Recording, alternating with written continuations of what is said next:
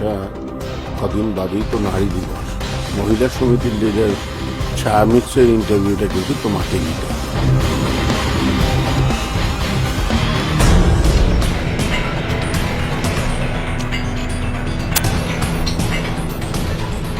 বিশিষ্ট সাংবাদিক তিয়াশা মজুমদারের এক মর্মান্তিক মৃত্যু।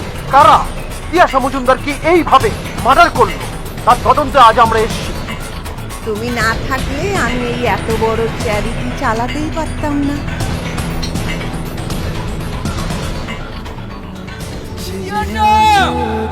শুধু সত্য সংবাদ উপস্থাপনা করব একেবারে লড়াই করে গেছি। কখনো মিথ্যেকে প্রশ্রয় দিই। আমার মেয়ে হয়ে তুইও কখনো মিথ্যের সঙ্গে আপোষ করবি না। যে চাকরি বাঁচাবার জন্য নিজের কেরিয়ারের কথা ভেবে একটা মানুষকে মৃত্যুর মুখে ঠেলে দিচ্ছে।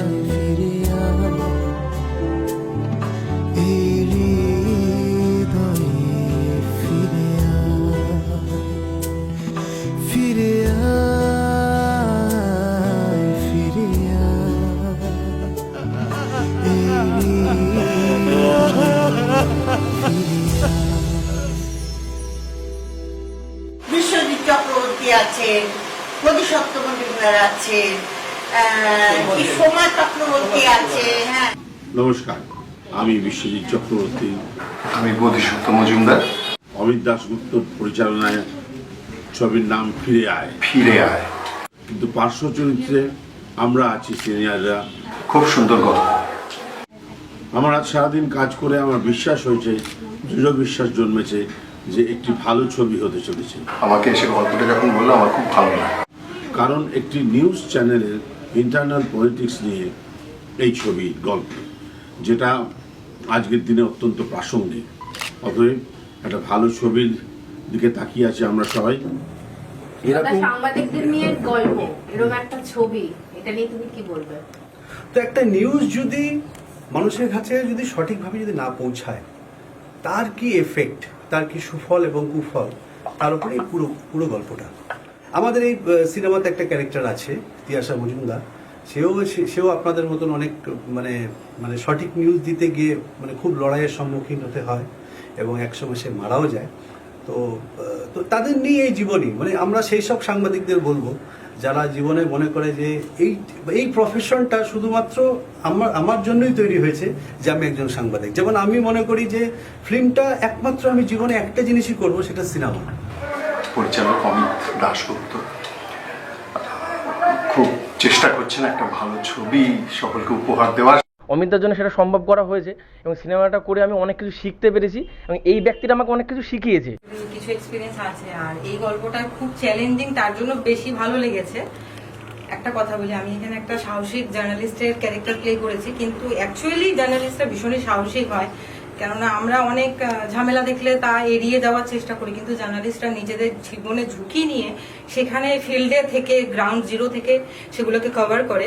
তা তাদেরই কিছুটা আমরা দেখাবার চেষ্টা করেছি। নমস্কার, আমি পি রাজু। ফিরে আয় ছবিতে আমি সম্পাদনার কাজ করেছি, একটা ছোট্ট চরিত্রে অভিনয় করেছি। আপনারা সবাই এসে ফিরে আয় ছবিটা দেখুন, কারণ এই ছবিটা একটু অন্য ধরনের ছবি, একটু অন্য ধারার ছবি।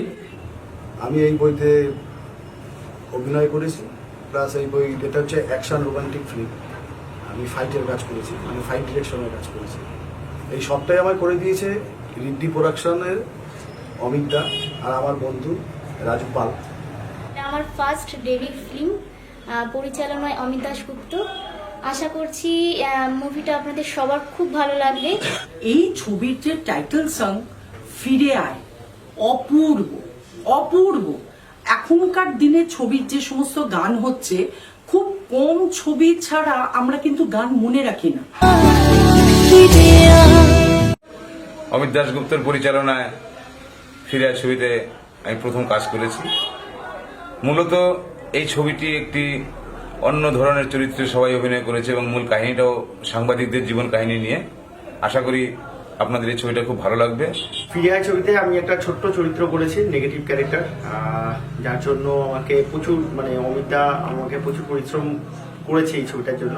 রিন্টুদা ফাইটে ছিল, ফাইট ডিরেক্টর। রিন্টুদা তো প্রচুর খেটেছে, এখনো মনে আছে রিন্টুদার কথা, আর প্রত্যেক মুহূর্তে মনে পড়বে, কারণ ফাইটগুলো কম্পোজিশন এত সুন্দর ছিল, যার জন্য এই ছবিটাতে এত সুন্দর এসছে। আর আরও ধন্যবাদ জানাবো রাজুদাকে এত সুন্দর এডিটিংয়ের জন্য, যার জন্য সবাই দেখতে পাচ্ছেন। তো প্রত্যেক টিম, প্রত্যেকটা মেম্বার খুব ভালো, প্রত্যেকে খুব হেল্প করেছে, এবং যার জন্য এত সুন্দর একটা ছবি হয়েছে। তাই সবাইকে বলবো একটু ছবিটা হলে গিয়ে দেখুন।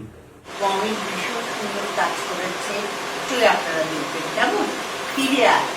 আপনারা দয়া করে হলে আসবেন, আমাদের সাপোর্ট করবেন। ধন্যবাদ। আমি আশা করব যে এই ছবি সময় মতো আপনাদের কাছে পৌঁছবে এবং আপনারা অবশ্যই দেখবেন।